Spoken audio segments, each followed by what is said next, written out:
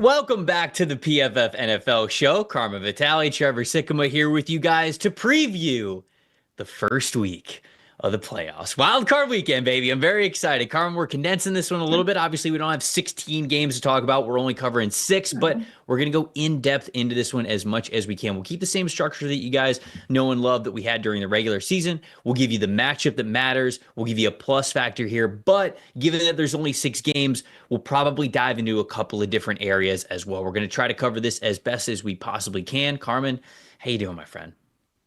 I'm good. I'm in Los Angeles, so really acutely aware of what's happening here. If everybody is living under a rock, there's a bunch of wildfires. So I just want to say, I hope everybody's staying safe. If you're watching from LA or you know people in LA, please check on them. It's pretty crazy here.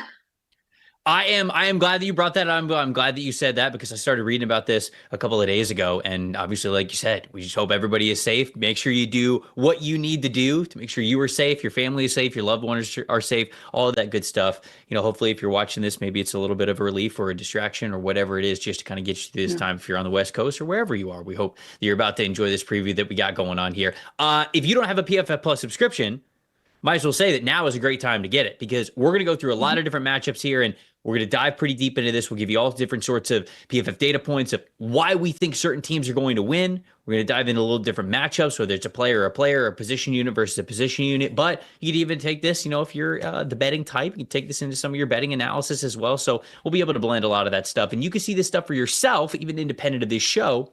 If you go to pff.com and get yourself that PFF Plus subscription, playoffs, I'm not going to lie, it's a great time for it because not only do the games really matter and people are going to be paying attention to a lot of this, but when we get into the offseason, the free agency previews, the NFL draft stuff, the fully unlocked mock draft simulator, it's something that's beautiful, not just during the time when the games are going on, but the entire football offseason as well. First game that we're going to talk about here is the first one that we have for Saturday. So we've got Saturday games, we've got Sunday games, we've got Monday games, but because it's the playoffs, you don't have to choose what you're watching. You get to watch all of it because it's spread out beautifully. We have the Los Angeles Chargers versus the Houston Texans kicking off at 4:30 Eastern time on Saturday. Carmen, matchup that matters. Let's start there. What do we got? Yeah. Another great season of Red Zone, by the way. So that's now done. We're officially shout out Scott Hansen. Hats off to Scott Hansen. Hats off. He doesn't have to. They're not commercial free anymore. Have you seen your have you seen his pre-red zone diet, by the way, before we dig into this? Yeah, I have. He's just like, I consume all of the high sodium things possible so I don't have to use the bathroom within a 7-hour period. Right, and he dehydrates himself. And I'm like, elite dedication. You sound like a wrestler. Like you sound like someone who's trying to make a weigh-in right now. It's absolutely wild. Like that poor guy. Maybe I'll do it before this game just out of solidarity. Maybe I'll just like hammer a bunch of olives because he said like olives are like a hack for him, whatever. Maybe I'll just do that. I'll shout out Scott Hansen before the game starts. Dude, he puts his body on the line. Like I know a lot of people get on people in the media for not actually either playing the game or like there's no stakes for them. And I'm like, there are stakes for Scott Hansen. So this is true. Good job. Hats off. Tip of the cap to Scott Hansen. It was a great season. But now you're right. You get to watch every single game. So we're going to break down every single game. In this matchup between the Chargers and the Texans, it's interesting because I think both of these teams are on different trajectories of the Chargers are still kind of ascending. The Texans have kind of fallen off. They limped into the playoffs. They were the beneficiaries of a really of a division that didn't really finish well. Right. That it wasn't super competitive, all that kind of stuff. So two different kind of momentums, if you believe in that kind of sort of thing coming into this game, but it will be in Houston. Houston has home field advantage. Right. Specifically the matchup I'm looking at is strength on strength, Derek Stingley versus Ladd McConkey. Ladd McConkey has been Justin Herbert's safe zone. He has been the most reliable receiver for Justin Herbert and the Chargers. Derek Stingley, obviously a really great corner, a highlight of that Houston coverage unit. McConkey finished the season with an 81.2 grade, which is 17th among qualified wide receivers. Not bad for your rookie year, right? Tied for 7th most yards per route run. He's tied with Jamar Chase, by the way, in that stat. 52 receiving first downs, 15th That's one behind Mike Evans, our favorite, and a 22.7 threat percentage, which I threw in there, of course, because I know it's a great PFF stat. Trev, you love it. That ranks 22nd in the league. So there are numbers to back up how good Ladd McConkey is. And there's one specific number that I'm going to put against Derek Stingley, who has 74.9 grade, 14th among qualified corners. He is the lowest passer rating allowed among that group as well, 46.9 passer rating allowed. So there's that. But the one stat I want to pin against each other for both of these guys, Ladd McConkey, he's fourth in explosive receptions with 34 this season. Stingley, just 1.1% of the catches he's allowed are over 15 yards, the explosive territory, which ranks ninth.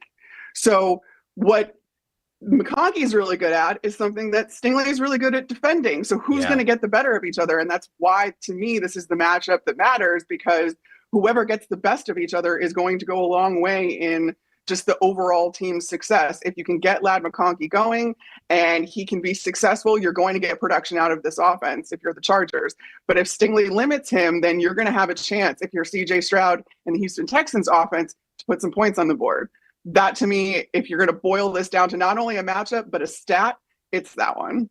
Yeah, I love everything that you shouted out there, because my plus factor, to just kind of piggyback off of that, is Quentin Johnston for this very reason, because I knew that one of us were going to highlight the Derek Stingley Jr. and Ladd McConkey matchup. And I think that Stingley Jr. is going to go into this matchup with a lot of pride. He's going to say, like, oh, look at everybody's talking about this rookie. Everybody's talking about Ladd McConkey, how great he has been for this team. I'm going to shut him down. I'm going to see what this offense is like without Ladd McConkey. And he's going to have that pride going into it. And so on the flip side, you're looking at another rookie in Kamari Lassiter going up against Quentin Johnston. And Johnston, for as much as he was a lot slower out of the gate for being a first-round wide receiver, and he's had issues with drops, and sometimes his play has been really frustrating, since week 14, so over the last 5 games, Quentin Johnston has a 78.0 receiving grade, and you mentioned the threat percentage, a 26.5% threat percentage. He also has 341 receiving yards, which is 17th most in the NFL. When it comes to his total targets, he is top 15. So they've been utilizing Quentin Johnston like a true number one type of a wide receiver. And so with both of these guys out there now with the playoffs, I think that how Johnson performs against the non-Derek Stingley type of secondary players, mainly Kamari Lassiter, will go a long way into, okay, I think a lot of people would look at these two teams and say, in a vacuum, I'd be taking the Chargers. They feel like the team that's, you mentioned some momentum. Momentum is on their side. They just feel better, a little bit more confident, a little bit more true to their identity and knowing exactly how to execute what they want to do. They feel like they're that team going into the playoffs. But you mentioned, this is not in Los Angeles. This is in Houston. It's at the Texans' home field. And so that's a little bit of a swing in their advantage. You got the whole crowd there. It's going to be a sellout. They're going to be absolutely pumped up, right? And so those are things that factor in here. So when you look at exactly what the Chargers want to do well in throwing the ball and running their passing game through McConkey, it will be that compliment of Quentin Johnston say, okay, this wasn't just a sort of, last couple of games in the regular season kind of a thing for Johnston. We need him to show up when it matters most here in the playoffs. And so we've seen Justin Herbert's been unbelievable this season. Honestly, since he has been fully healthy, which I think was like week 7 on, he's got one of the highest PFF passing grades of any quarterback. And that includes Lamar Jackson, it includes Joe Burrow, it includes Josh Allen. Justin Herbert's been right there with him. So if you tell me that Quentin Johnston, we're getting a fully focused Quentin Johnston, I think that'll be enough for them to go in and get the win on the road. I really do. So that's why he's a big time plus factor for me. Yeah, I love that call out, because you're right.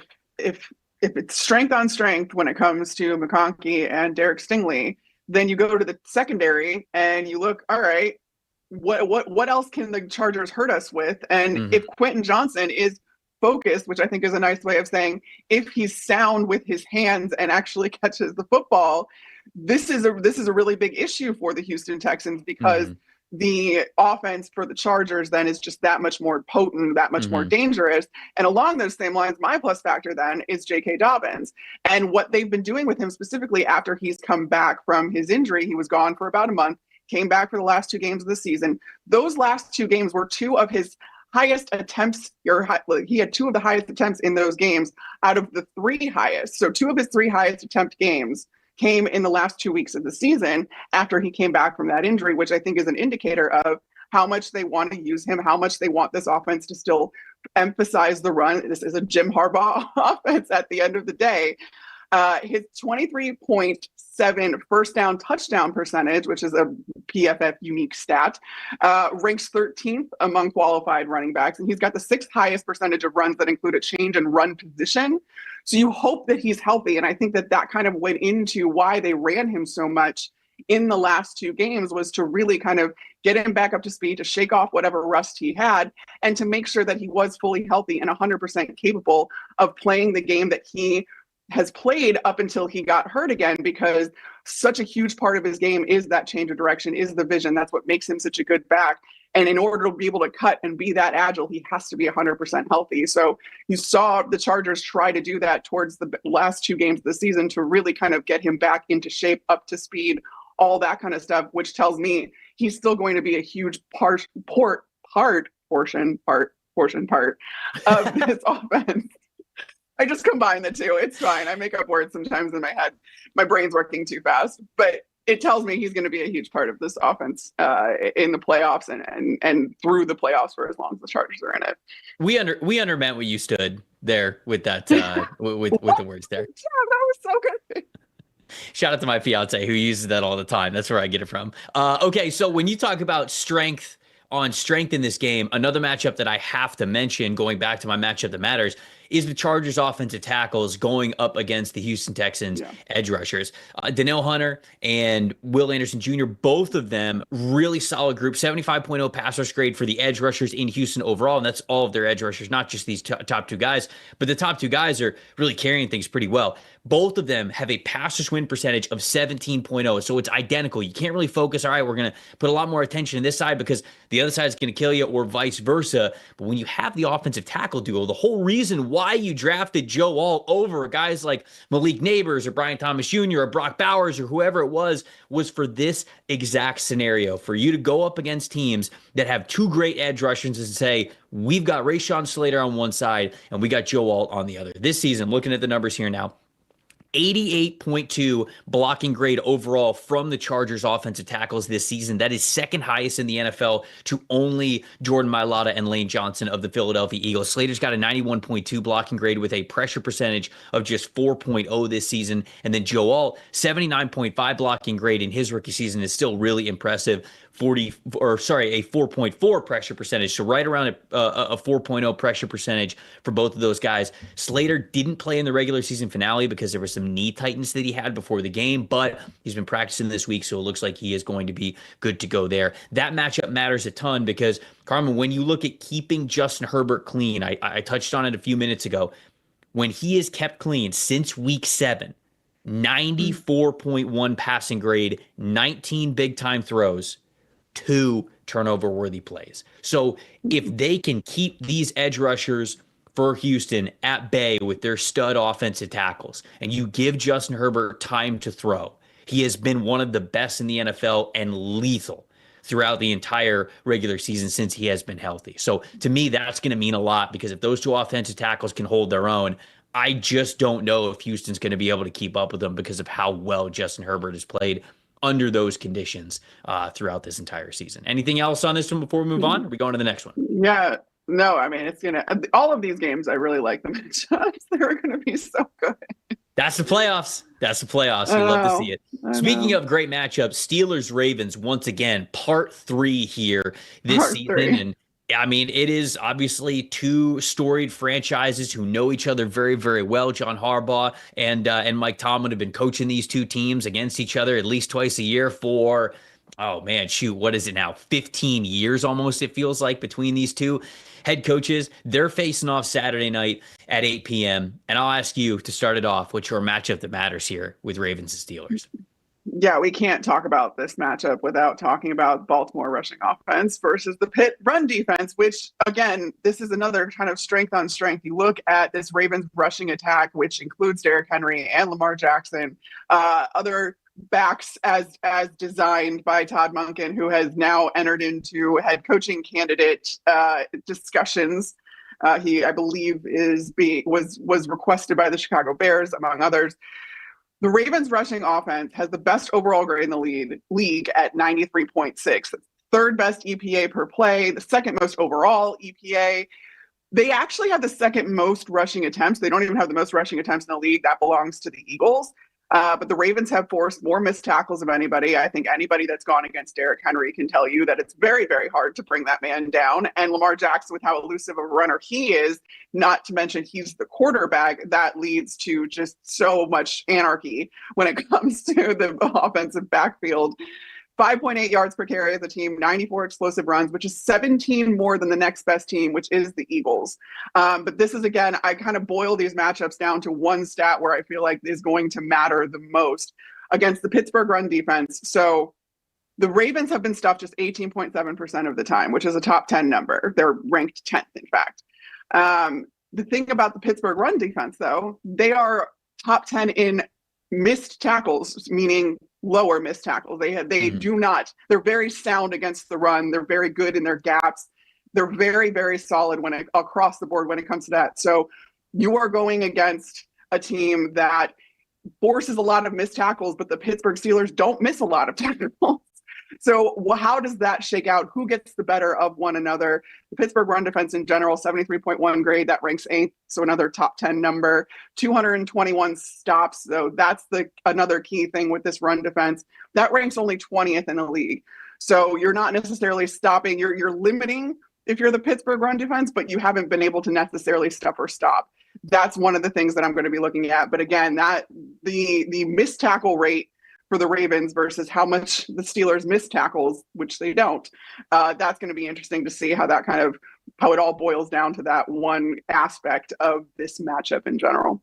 Yeah, it's not a guarantee that if you stop the Ravens rushing attack that you guarantee you're going to beat them. Like, you can't move the ball. Obviously, Lamar is unbelievable in all facets of the game, but it feels like on the flip side, if you don't stop or slow down their rushing attack, you almost don't have a chance. Like, you don't have a prayer to keep up with them. So it's not a guarantee, but it's one of those things where if we don't do this, it's almost a guarantee we lose. So that's just what it comes down to when you're playing a team that's as good as the Baltimore Ravens are. We did a one-off video earlier this week on the PFF YouTube channel, in case anybody out there missed it, talking about what's different about the Ravens defense in the second half of the season, really from week 11 on. And so I wanted to highlight a couple of those numbers because I really do feel as though they mean a lot to this game in particular, which sort of will go into my plus factor, which I'll say in a second here. But I want to explain this.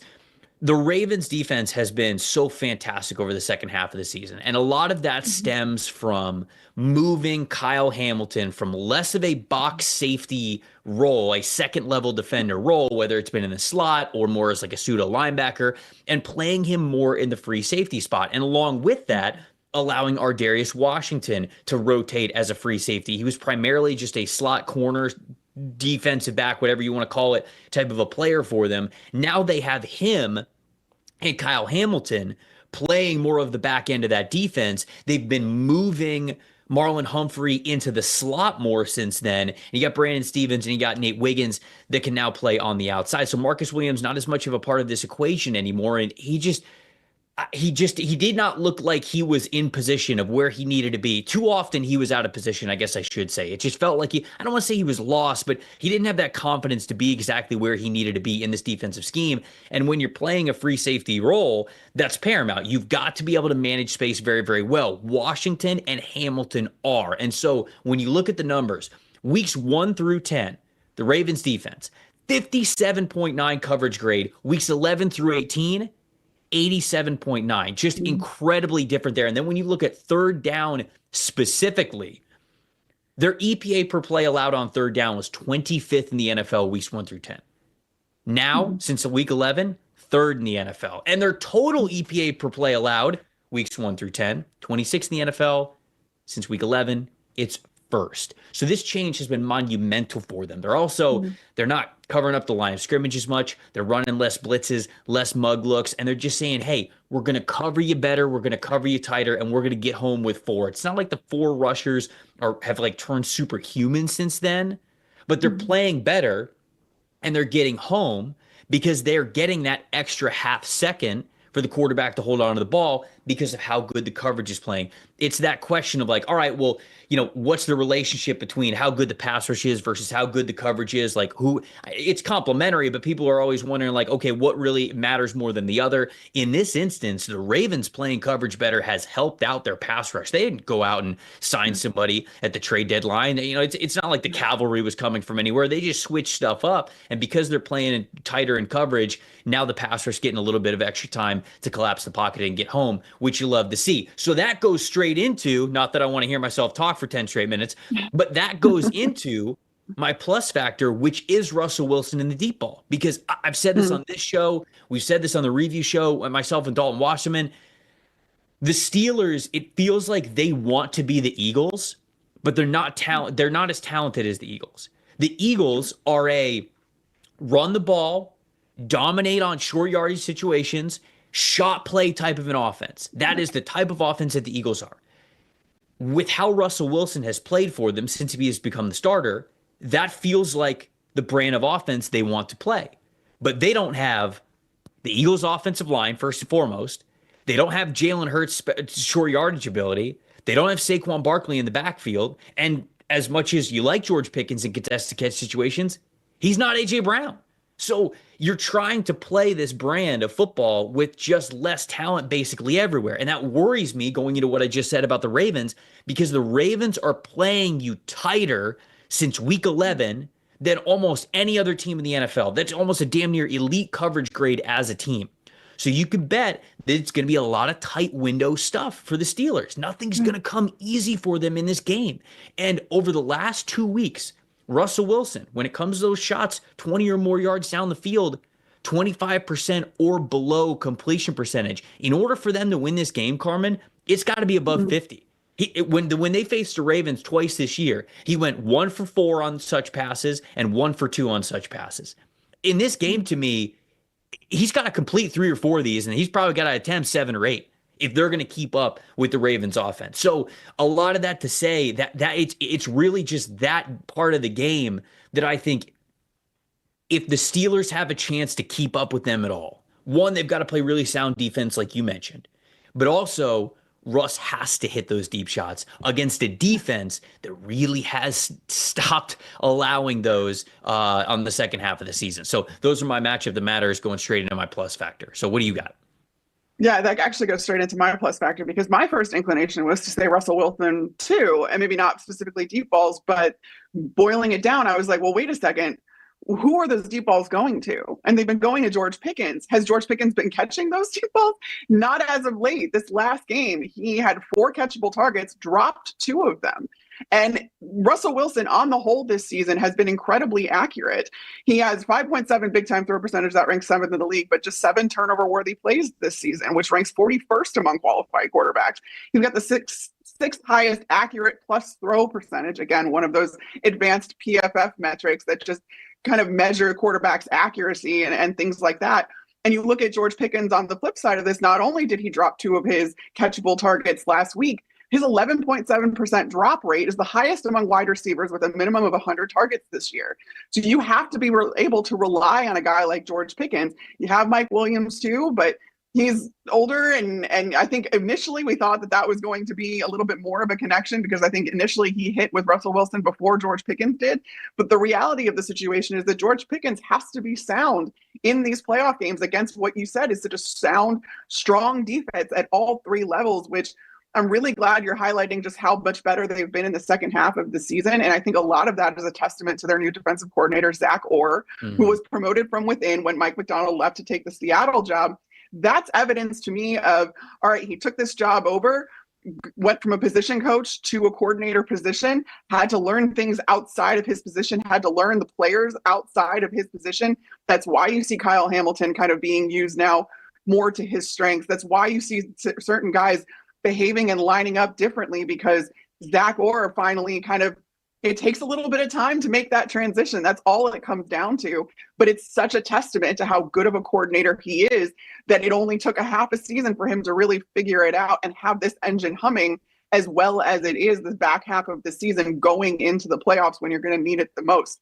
So all of that is to say, there's guys that are going to have to step up for this Pittsburgh Steelers offense in order to, again, keep pace with what this Baltimore offense is capable of. Mm-hmm. And that starts, I feel like, with George Pickens. Yes, of course, Russell Wilson has to be accurate and he has to hit those big time throws and he has to get down the field, but he has to be able to rely on the guy that's going to catch it. And so far, or as of late, I should say, George Pickens hasn't been that guy. We need to kind of turn that around a little bit for the postseason.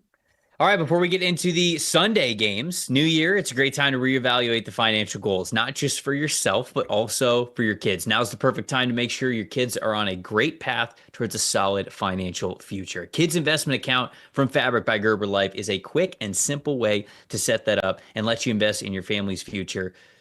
For your children's education, big milestones, all that kinds of stuff, so much more even. Fabric by Gerber Life was designed by parents for parents to make it easy to manage and plan for your family's financial path. With the Kids Investment Account from Fabric, you can start investing in your child's future today. The whole thing is online. It's very easy to set up. Take you just 5 minutes, and then you just manage your child's account right from their phone. Kids can invest while they're minors, but this Kids Investment Account allows you to invest on their behalf and gives their investments way more time to grow. Starts with just $20, no contribution limits, tax advantages, funds are SIPC insured up to $500,000, no commission fee, just a low, flat monthly maintenance fee. Funds can be used for basically anything, whether kids, music classes, tuition, summer camp, when they're adults, first house, first car, starting a business, all that kinds of stuff. Join the thousands of parents who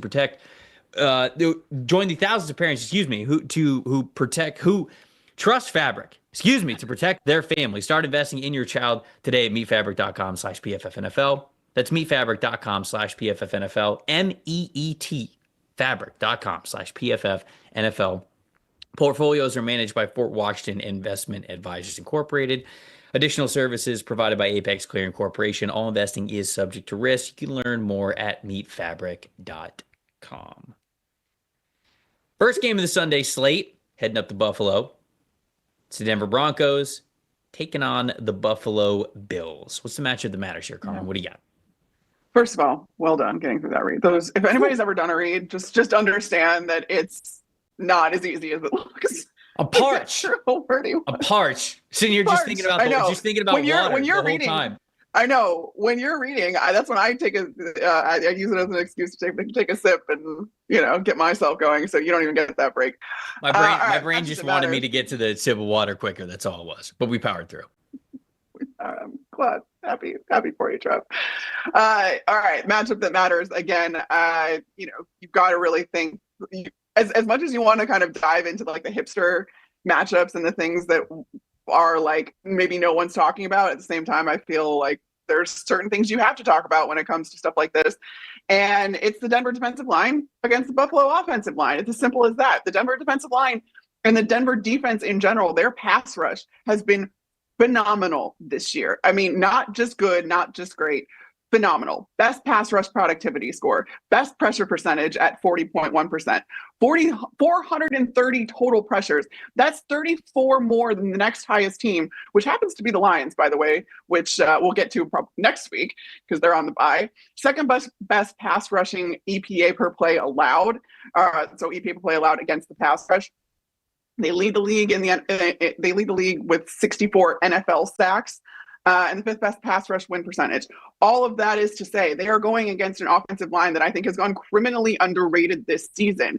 Aaron Cromer, the Buffalo Bills offensive line coach, has his guys ready to go week in and week out, and it's led to MVP numbers from Josh Allen. Josh Allen is one of the best at creating, if not the best at creating in the backfield.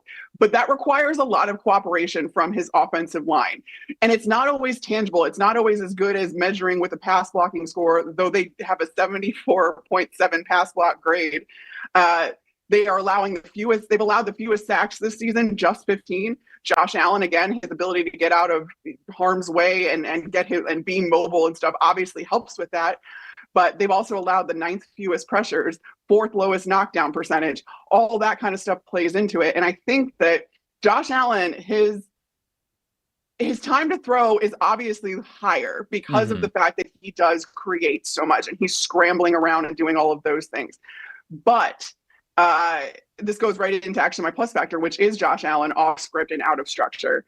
I think it works to the Buffalo Bills' advantage because when you think about defending something like that, when it's off script and Josh Allen is just doing what Josh Allen does, there's no real defending that. There's no planning for that because you don't know where he's going to go because he doesn't know where he's going to go yet until he's on the run. But what the offensive line does is they are completely in sync with him. So coaching that, I cannot say enough about Aaron Kromer. And if position coaches, I wish there was like an award that we could give that was O-line specific and all that kind of stuff, because I think Aaron Kromer would be in the running for the best O-line coach in the league just because of how hard it is to coach your guys to be in sync with a guy like Josh Allen. And the fact that he does have a longer time to throw, you can't defend for 4, 5, 6 seconds on the back end. And that's how long some of these plays take to develop with Josh Allen. And he's incredibly accurate on the run. He's got the 5th most scrambles, which again contributes to that longer time to throw. But it ends up working out for the Buffalo Bills. I remember having a Lions coach when they played the Bills this season tell me, like, that man is superhuman. Like, I think that if you're the Buffalo Bills, you almost hope the play breaks down and that Josh Allen just does Josh Allen things because the entire offense is in sync with him even when he goes off script. So that's kind of my matchup that matters / plus factor kind of rolled all into one because this offensive line is so good. Can the Denver defensive line affect them? Can they affect Josh Allen? His entire offense is so in sync, and it's so hard to defend when Josh Allen is just going completely off script. And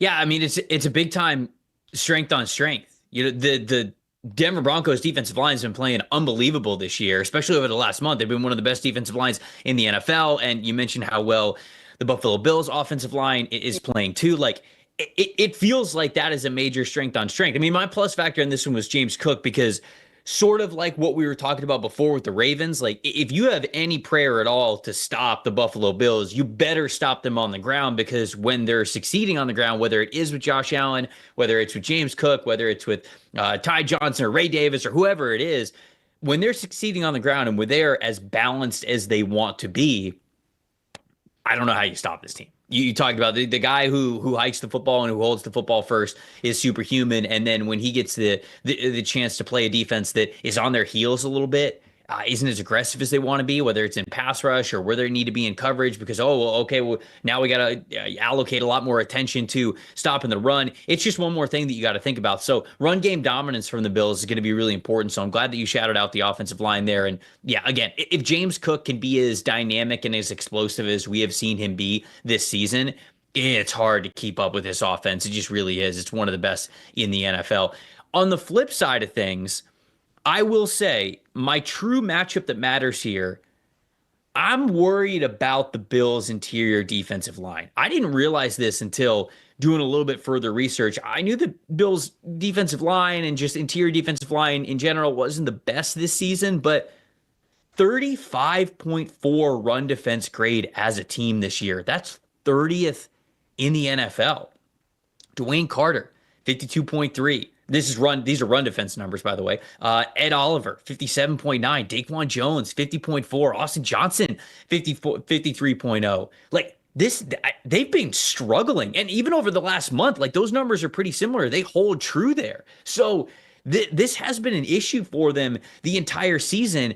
And on the flip side of things, you got a monster in Quinn Miners, who's been one of the best interior offensive linemen in the league this year. 89.3 overall blocking grade over the last month, 89.3 overall, and then 87.1 run blocking. And then in that time span, over the last 5 games, the Broncos' interior offensive line, 78.8 run blocking grade. That's second only behind the Falcons. So we talk about the run game and just the potency of the Bills offense. But when you think about the Broncos, you want to make them one-dimensional. You want to put the ball in Bo Nix's hands. For as great of a year as I think Bo Nix has had, he's still a rookie, and he's still going on the road in Buffalo to start the playoffs and wild card weekend.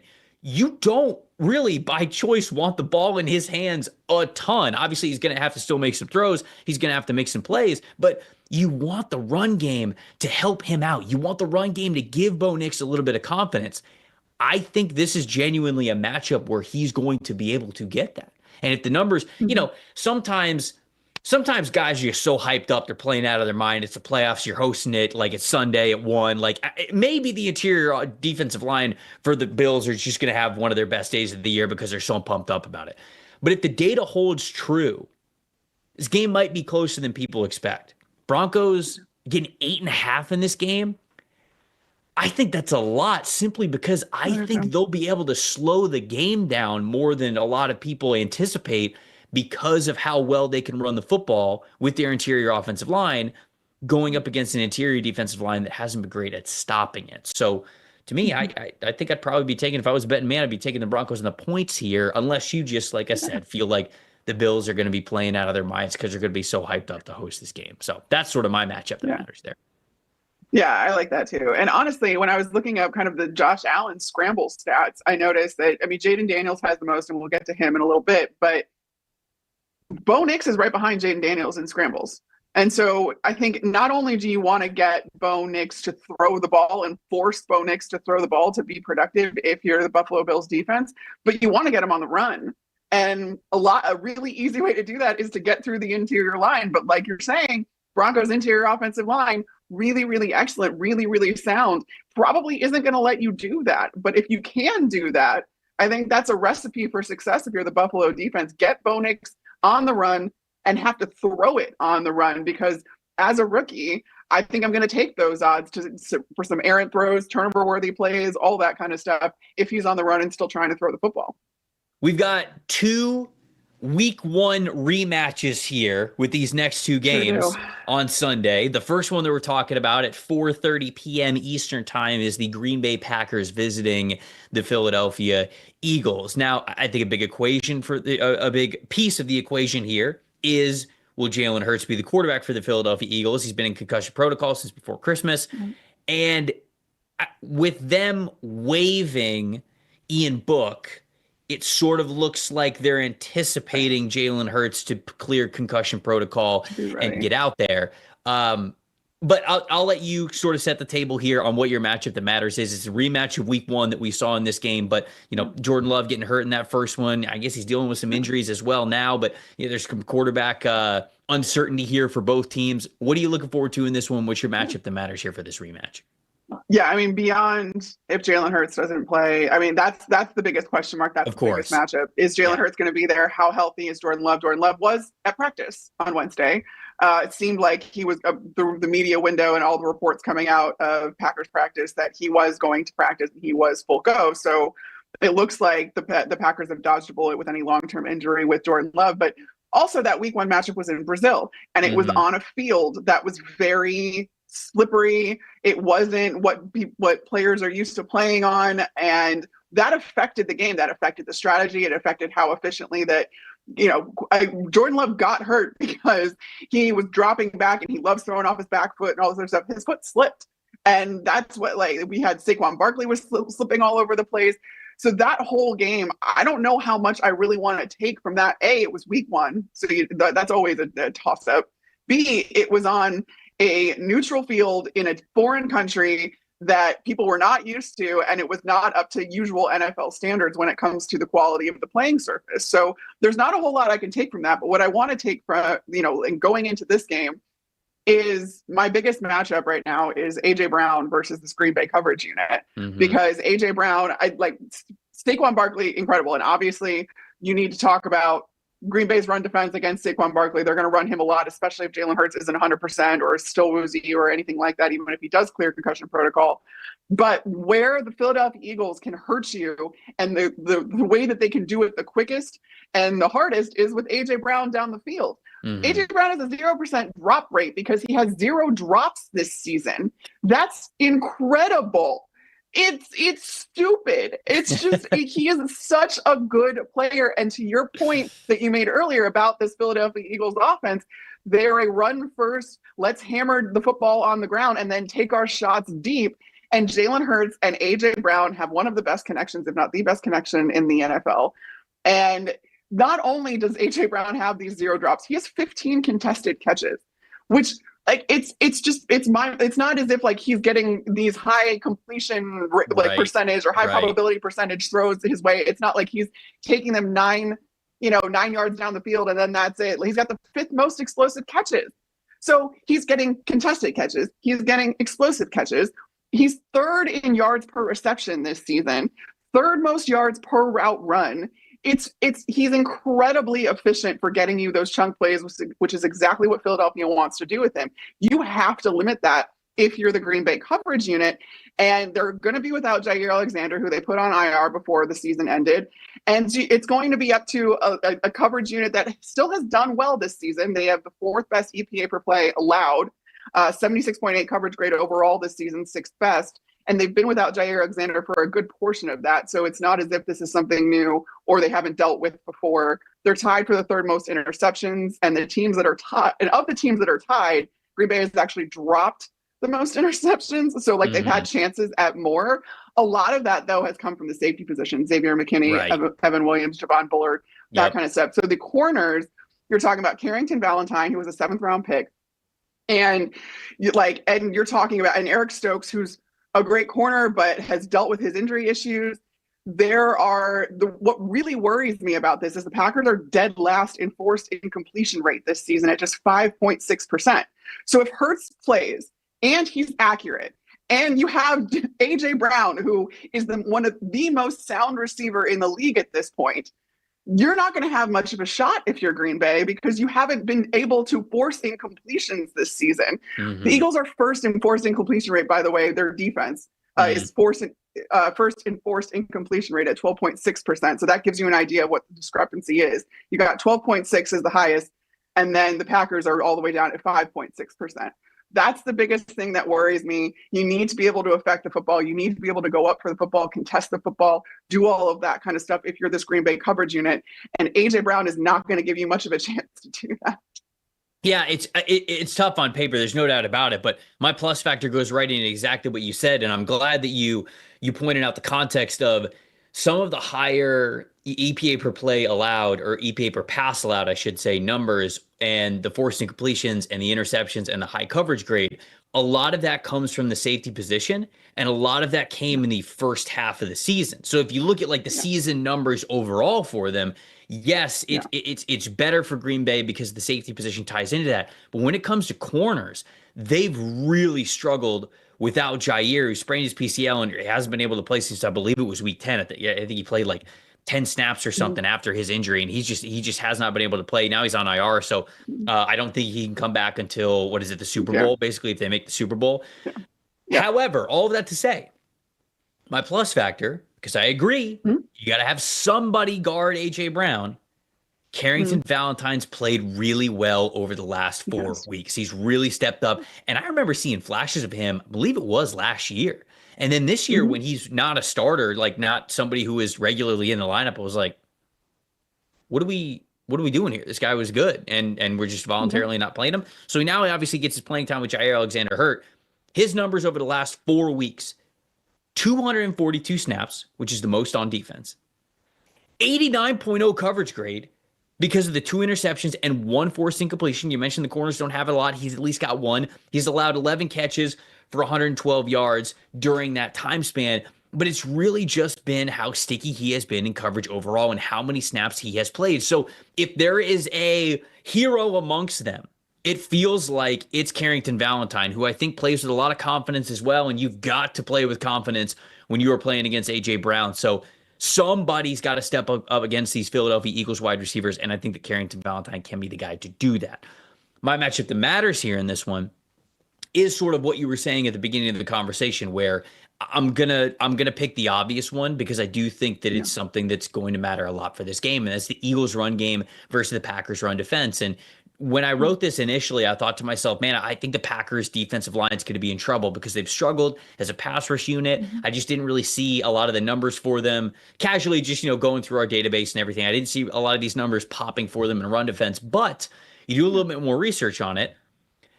Eagles run game over the last month, so you're talking without Hurts and Saquon rests the last game, so they weren't there. 69.3 rushing grade over the last month. So obviously that's not great. 88.5 rushing grade, though, for the whole season. So this has, when both of those guys have been in the lineup, they've been unbelievable. Fourth in EPA per play and EPA per rush. So the Eagles offense has been a house when Barkley and Hurts have been out there. Their rushing attack has been one of the best in the NFL, thanks to their offensive line as well. So it's a whole monster of an attack that they could throw at you. But the Packers, 63.5 run defense over the last month. That's not bad. It's 15th in the NFL. They're 6th in EPA per rush allowed in a good way. And they're 3rd in average depth of tackle.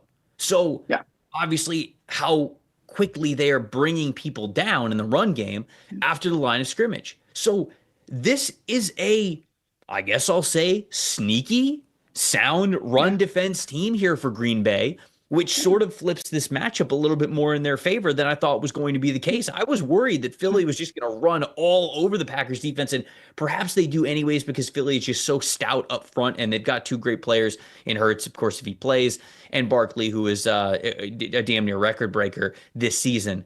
But Packers are no slouches. It's not like they're playing a team that's been terrible in run defense all year. So to me, that is the matchup that matters, thinking and knowing that the Packers have more of a fighting chance than I think people might be giving them credit for when it comes to run defense there. So that's my matchup that matters and my plus factor. Who's your plus factor in this game? Yeah, well, one more on that too. If you break down pass rush numbers too for the Packers, which was by far and away the biggest issue before their Week 12 bye week or Week 10 bye week. Since their bye, though, those numbers have gone drastically up. They made a ton of adjustments over their buys, which Matt LaFleur is famous for offensively. But Jeff Hafley, their new defensive coordinator, has proved that he is able to do it too.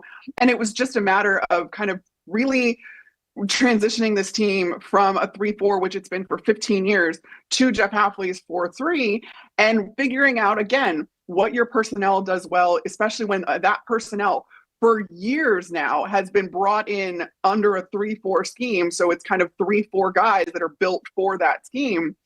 How do you figure out how they're going to work in this new scheme, despite how fluid these schemes are? That's what kind of showed in the back half of the season. So not only have the Packers gotten better in run defense, they've gotten better in the pass rush too, significantly, especially by PFF's metrics, which I've talked a lot about, written a lot about, across various platforms at this point, because I think it bears some respect and some credit to Jeff Hafley for being able to do that and kind of work in this scheme. Packers fans just have to be a little patient. They're not used to having to do that. So my plus factor comes with the news that Christian Watson, he tore his ACL in the game against the Bears. Really, really tough scene. He was clearly in pain. Bears' number one corner, Jalen Johnson, went over to him, stayed with him as the trainers were checking him out, making sure he was okay, had his arm on his shoulder. Just really a good sign of sportsmanship and respect for a very heated rivalry. But what this does for the Packers offense can't be overstated, because Christian Watson is used as the guy that stretches the field vertically. Now, Matt LaFleur is really, really good horizontally between the run game with Josh Jacobs or anybody else he decides to line up in the backfield. He loves using his tight ends for those short and intermediate kind of throws and in that zone. But what you really relied on Christian Watson for was that deep ball down the sideline to stretch the offense that way, stretch the field that way, I should say, have the defense have to defend at all three levels. Who is going to step into that role with Christian Watson out? And is it going to detract from what you're able to do in the short intermediate area of the field? Because I think the obvious answer is Jaden Reed, who has he's fifth in yards per reception this year.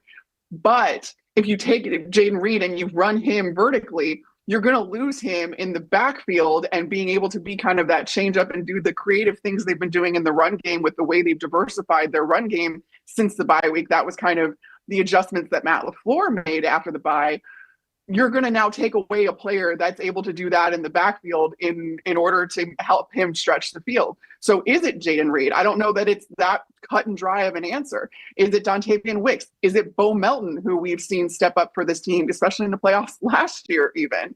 It's going to be very interesting how Matt LaFleur kind of concocts this scheme and adjusts for the loss of Christian Watson, who wasn't always the most reliable target, but he was at least a target that the defenses had to respect down the field. Who takes the place of that is my plus factor, whether it's Jaden Reed or Bo Melton or Dontavian Wicks. The other matchup that is a rematch of week 1 is the same scenario. We talked about how the Packers and the Eagles, they're now facing each other stateside. They were in Brazil for week 1, but the Washington Commanders and the Tampa Bay Buccaneers, they will face off in Tampa just like they did in week 1. So they will be doing that on Sunday Night Football at 8 p.m. on Sunday for this one. What's your matchup that matters here in this rematch, Carmen? It's Jaden Daniels, but Jaden Daniels' scramble ability more specifically versus the Bucs front seven. I mentioned it earlier. Jaden Daniels has the most scrambles of any quarterback in the league by a large margin. He has 78 scrambles this year. Mm-hmm. And the Bucs have had some issues with scrambling quarterbacks this year in particular. However, I would like to do a callback to last year's wild card round, where the Tampa Bay Buccaneers faced off against the Philadelphia Eagles. They did well against Jalen Hurts, at least in the sense that they made him one-dimensional. Hurts was sacked 3 times. He only ran once for 5 yards. He had good passing numbers, but that was kind of the whole mentality behind this Bucs defense was make Jalen Hurts have to beat you with his arm. I don't know that that's going to work if these two teams play each other this year with A.J. Brown, how well they're doing, all that kind of stuff. But I do think that that's kind of the thought process behind Jaden Daniels in his first playoff appearance as a rookie. Make him beat you with his arm. Do not let him, scramble around and get you down the field after 4, 5, 6 seconds and do his best Josh Allen impression. I do think that this Bucs front, the defensive front in particular, when you talk about Kalijah Kancey, Vita Vea, you have to affect Jaden Daniels from the interior of that line. And I think you're going to have an opportunity to do that. But I think that that's really going to be what Todd Bowles and his defense try to do against a guy that can beat you scrambling with his legs, all that kind of stuff. You're going to have to try and shut down that part of his game and force him to beat you through the air.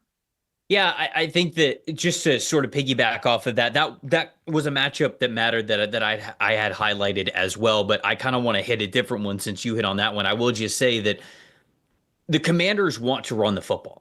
Like, that is just really important. Like, even beyond Jaden Daniels being a part of that, they want to run the football. That is how their offense is set up best when they are very balanced. I know people think about Cliff Kingsbury and what Jaden can do with his arms and all that kinds of stuff, but, Brian Robinson, along with Jaden Daniels, like that, them running the football is paramount to their success and a good day on the offensive side of the ball. But I'll go to a different matchup that matters. Baker Mayfield is sort of the ultimate X factor in this game, no matter what. I don't know if he was specifically your plus factor. He absolutely could have been. He was my plus factor, yeah. Okay, so obviously we can have the back and forth Baker Mayfield conversation here. I'm sure you would have brought this up, but I'll highlight it here. Baker's been unbelievable over the last 2 weeks in particular. He threw for 4 touchdowns in the week 1 matchup against the Commanders. If you want to just go like, okay, we'll match up this defense versus how Baker played. Threw 4 touchdowns, and the Bucs scored 37 points. They looked awesome in that week 1 matchup. Last 2 weeks, Mayfield has had a 93.5 passing grade, 3 big-time throws, no turnover-worthy plays. But an element of his game that really shined against the New Orleans Saints that was a big reason why they were able to come back and win the division themselves. I know Carolina won, so they would have won it anyways, but themselves. His rushing ability and really how he was able to scramble and pick up yards with his legs and first downs with his legs and all that kind of stuff. He had 68 rushing yards last week. Give Bucky Irving a run for his money out here as the leading rusher on the team. So the matchup that matters here is not just Mayfield playing well. Mayfield has to play well for the Bucs to be able to win this game. But it's that added element of who he was as a rusher against Bobby Wagner, who's one of the most high IQ linebackers in the game, and Frankie Louvu, who I can't believe Carolina let him get away. And I love the fact that he's getting to play next to Bobby Wagner now in Washington. Like, those two linebackers it's one of my favorite linebacker duos in the NFL. And when it comes to spying quarterbacks and not letting them pick up first down with their legs, it's often what happens at that linebacker level. Those two guys have the ability to really neutralize Mayfield as a rusher with his legs, not pick up all those big time chunk gains. So the matchup that matters to me is not allowing Mayfield to be the runner that he was last week for the Bucs to come back and beat the New Orleans Saints, and really containing Mayfield to just the pocket. And when he feels pressure, he doesn't feel as though he can escape and just take off and run with it. You've got to be able to stop him on those first couple of carries and make him feel like, all right, well, if I escape this pocket, I can't run like I was able to in week 18 against this team. So now he's sticking in the pocket a little bit longer. Maybe he's panicking a little bit more. That's ideally what you want to do if you're Dan Quinn, Bobby Wagner, and Frankie Lou. So to me, that's a huge matchup that matters, is Washington's linebacker specifically against Mayfield's rushing ability. But you said that you had him as a plus factor, so I'll let you talk about him before I kind of talk about somebody else. Yeah, and I mean, that was a huge part of it because you saw what he was able to do, especially in this last game against the Saints, getting some really crucial first downs just using his legs. He also has the third most explosive runs of any quarterback in the league. So that's something that is a huge part of his game, and it's something that the Bucs have come to rely on, justifiably so. That's just, again, another element to add to the defense having to defend him. On top of that, my only other thing with Baker Mayfield is taking care of the football. That's been the biggest, I think, knock against Baker this season. He ranks 15th in turnover-worthy play percentage and has had the most turnover-worthy plays with 25 of any qualified quarterback. So that's something that, all right, as long as you take care of the football, which he has over the last couple of weeks, and you use your running ability rather than forcing throws, and we no longer have to force Mike Evans the football. He broke the record of incredible scenes in Tampa, just all the way around. You no longer have to worry about that. You no longer have to force these throws. Don't force the throws. Use your legs a little bit more if you're Baker Mayfield. And again, just take care of the football. I think that's paramount against this Washington team, which is capable of scoring points offensively. You don't want to give them any more chances than they're already going to get. But I can't say enough about the job that Baker Mayfield has done down the stretch and the confidence with which he's playing with and how much that should help the Buccaneers in the postseason this year. Yeah, plus factor for me is Antoine Winfield Jr., who was a full participant at practice on Wednesday. The Bucs secondary unit has been their Achilles heel throughout the last, I would say, 4 or 5 games. They've had poor play from the injuries too. Position in general, a lot of injuries that they're going through. Jordan Whitehead, they put on the non-football injury list because of a car accident where he suffered injuries there.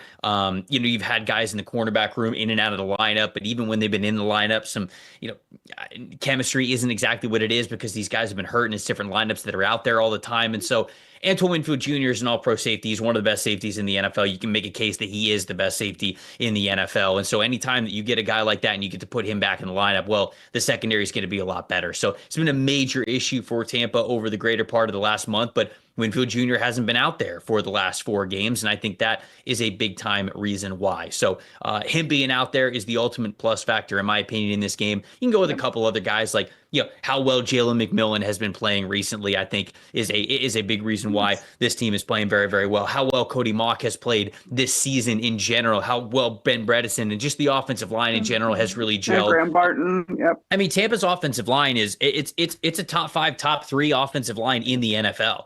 And and I don't think they're talked about quite at that level, and they should be. It's a lot of names that not a lot of people would know outside of Tristan Wirfs, but these guys kick ass together and they're playing really well. And because of that, you've got the ability to beat anybody. So all of those things to me are kind of X factors, some corners on Washington's side of things. Can they get home? Do they have the guys to be able to bring some pressure? What can the rookie Jer'Zhan Newton bring as well? Like there's a lot of different storylines in this one, but to me, the big boost is Antoine Winfield Jr. because of how big of an issue the Bucs secondary has been over the greater part of the month.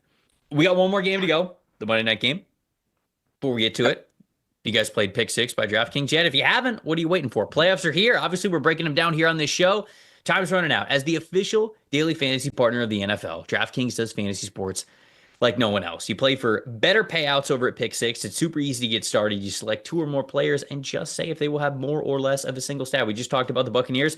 If you think that Mike Evans is going to continue to go off because he's looked great, or I just mentioned Jalen McMillan, Kate Otten, guys like a Bucky Irving. If you think Terry McLaurin's going to go off in this game, whatever it is, check out their yards, the touchdowns, the receptions, any of those categories. And if you think you got an edge one way or another, go ahead and put some money on it. Pick Six available in most states, including Missouri, California, Texas, Georgia.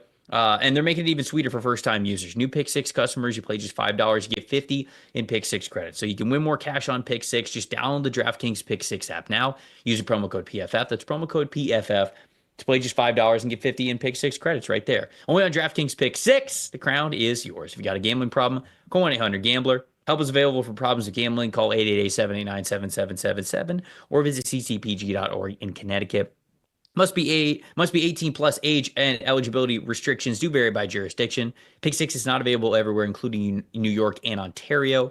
It's void where prohibited. 1 per new customer. Bonuses awarded as non-withdrawable Pick Six credits that expire in 30 days. Limited time offer. See terms at picksix.draftkings.com/promos. Last game that we're talking about here. The Minnesota Vikings traveling to the Los Angeles Rams. That's their prize for winning 14 games this season, which is just stupid to say. You win 14 games in a season, and you got to go on the road in LA, face Sean McVay, Matt Stafford. Not only do you have to go on the road, you have to go all the way across the country. Yeah, and again, and face Sean McVay, Matthew Stafford, and brutal consolation prize for not beating the Detroit Lions, which we'll get into a little bit of the reasons why I think that there's a little bit of carryover there and something I might be worried about with Minnesota. But ultimately, what is your matchup that matters here for Monday Night Football in the final game of the wild card weekend? Yeah, again, you look at what the Rams do so well and who does so well for them. It's those receivers. It's Puka Nacua in particular, who is the top receiving grade of any wide receiver this season at 93.0. Plus, he's coming off a week of rest, and there's no doubt that he's going to play at least, which differs from the last time the Vikings and the Rams played in the regular season. The Vikings were taken off guard by the fact that Puka Nacua ended up coming back for that game. They did not anticipate that. That was a surprise. Brian Flores talked about that, I believe, today or yesterday. So now there's no surprise. You have to game plan for him. And good Lord, they're going to. Byron Murphy, Stephon Gilmore versus Puka Nacua and Cooper Kupp, I think, is my matchup that matters. Here's the thing. Minnesota blitzes the ever-loving you-know-what out of you. And as good as that is up front, that leaves the guys on the back end kind of more on an island, more in that man coverage role. They run a lot of man coverage as a result of all of that. So you need to be on lock when you're dealing with multiple receiving threats like you are with the Los Angeles Rams. Byron Murphy, 72.6 coverage grade. That's top 25 out of all corners. Great. 6 interceptions this year. 2 dropped interceptions on top of that, so he could have more. 15 stops. 18 plays of 15 or more yards allowed, though, which is near it's I think top third among those qualified corners in a bad way, not in a good way. You should not give up that many explosive plays, especially against this team that is so good at that. You look at Gilly Locks, Stephon Gilmore, 60.4 grade, which is very average for corners, 16 stops, that's top 20. So these guys have their strengths. They have, different metrics, advanced metrics that you can pull that tell you, all right, they can, if they're really playing well, they're really, really good. But you need to do consistently well for all 60 minutes against this passing attack with Matthew Stafford again at the helm, who knows how to get the ball to his guys. And his guys who are some of the best in the league, still multiple receiving options there. The Rams will have to deal with that on the other side too, with multiple receiving options for the Vikings. But I think a lot of this is going to come down to this defense limiting and getting the takeaways that they've been known to get this season. They're one of the best teams at getting takeaways, one of the best defenses, so much so that guys like Cam Bynum and Josh Metellus have elaborately coordinated celebrations should the defense get any of these takeaways. They've been doing it all season long. They literally prepare them before these games in anticipation of getting takeaways. That's how often they've come. That needs to continue, and that is going. I really do think that those outside corners are going to have to play a really large role in shutting down this Rams passing attack. I think the matchup that matters here for me is how the Mm. Vikings perform in the red zone. They were, I believe, 0 for 4 in Yep. the red zone last week against the Not Detroit great. Lions, and it was a big reason Not great. why they were not able to keep pace with them in that game. Sam Darnold in the red zone against the Lions last week, 2 for 11, 7 yards, a turnover-worthy play, and just a 26.6 passing Oof. grade. You and I talked about Woof. this a little bit earlier this season, right around the middle of the season when we go, okay, hey, the Vikings are obviously playing really well. Shout out to Sam Darnold, he's playing well, but we went in the red zone though. He was leading the league at some point. I can't remember if it was, 9 weeks or 10 weeks into the Hmm. season. He was leading the league in turnover worthy plays in the red Yes. zone. And it's like, okay, well, we got to clean that up. A lot of stuff's going great, but you got to make sure that you're not putting the ball in harm's way and that you're converting in the red zone. And really, I think it was about week 11, week 12, something like that. He really stopped. He stopped putting the ball in harm's way in the red zone, and they started becoming a very well-oiled machine in the red zone. But against the Lions, they did something They very interesting. regressed. Nate Tice, I saw him point this out, so I want to give him credit. He was Love that. pointing out the fact that the Lions were playing, especially in the low red zone, so not just the 20 yards and in, but 10 yards and 10 in. yards and in. The Lions were playing, they were just playing base. And they were saying, we don't care how many wide receivers you put out there. We don't care how thin you're Yeah. going to try to stretch the field or spread us out. You will not rush for a touchdown against us. And we are making Sam Darnold beat us in the red zone Uncomfortable. because Dalton and I had this conversation during the review episode a couple of days ago.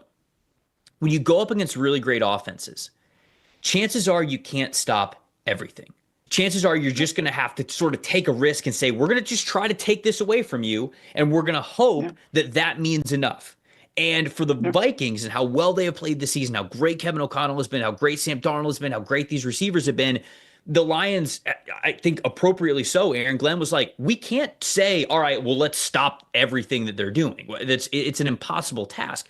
But if you can pinpoint pressure points and say, here's our bet. We're going to make it. We're going to see if it pays off for us. And I think that was their bet this past game is saying, It was. we've recognized that earlier this season, Sam struggled in the red zone.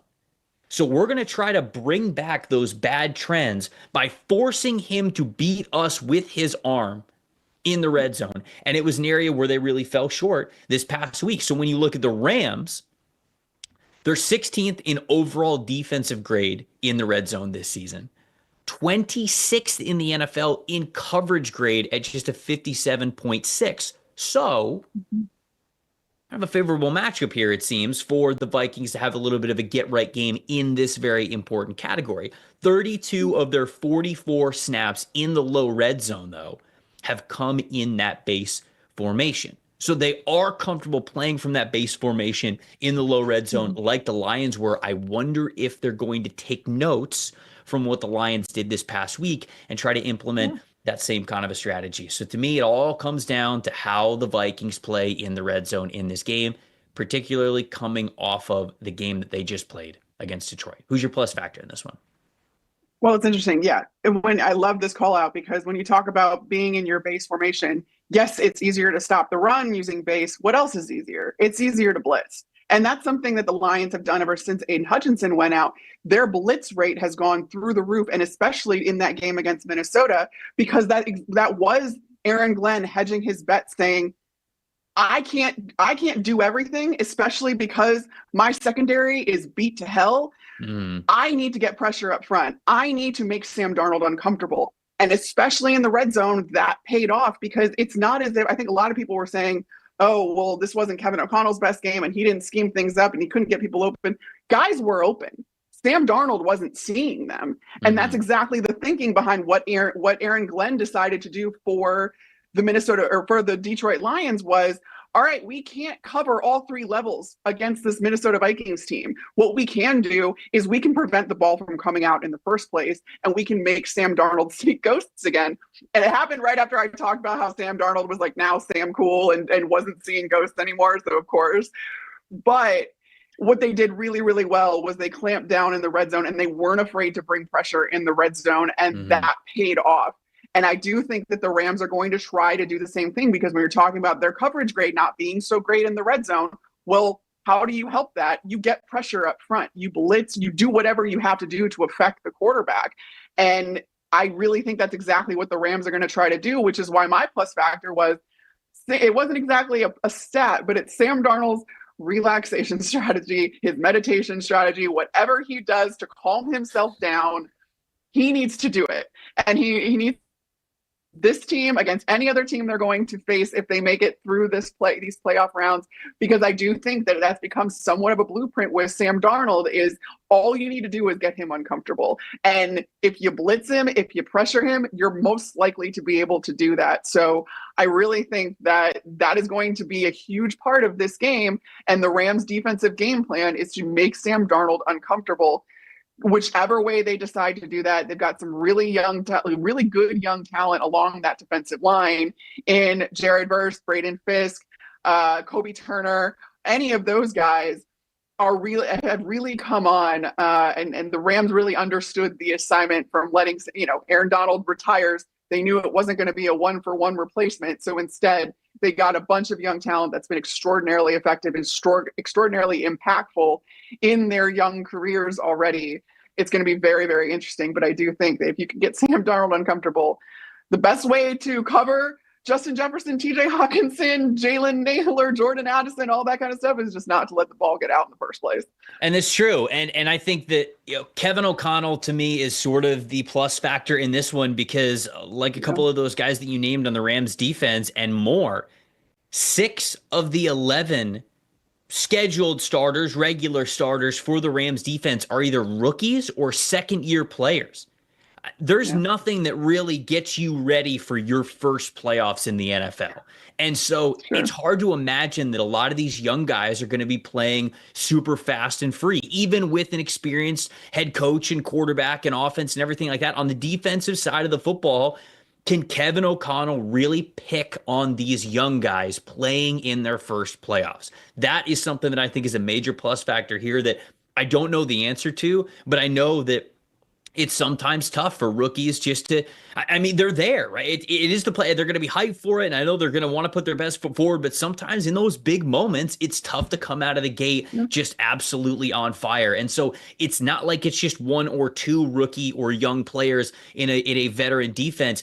Half of the defense for the Rams are either rookies or second-year players. So to me, what Kevin O'Connell can do to try to put these young guys in conflict. Now, I've had former players tell me this before. Hey, when you get to the playoffs of your rookie year, you're not a rookie anymore. You played an entire NFL regular season. You don't get to call yourself a rookie anymore. There's no rookie excuses. But the playoffs, I think, are a different beast. So to me, it is Kevin O'Connell and how he can pick on those young players. Anything else on this game before we get out of here?